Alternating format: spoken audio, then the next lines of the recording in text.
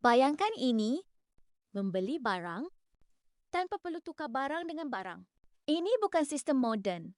Lebih 2,600 tahun lalu, manusia sudah menggunakannya. Di Lydia, sebuah tamadun purba, mereka mencipta mata wang logam pertama. Shilling ini diperbuat daripada campuran emas dan perak. Dipanggil elektrum.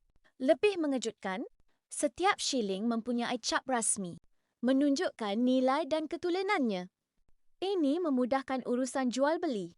Tidak perlu lagi tawar-menawar yang rumit. Ini bukan sekadar logam, ini sistem ekonomi yang tersusun. Dan dari sinilah konsep wang mula berkembang ke seluruh dunia.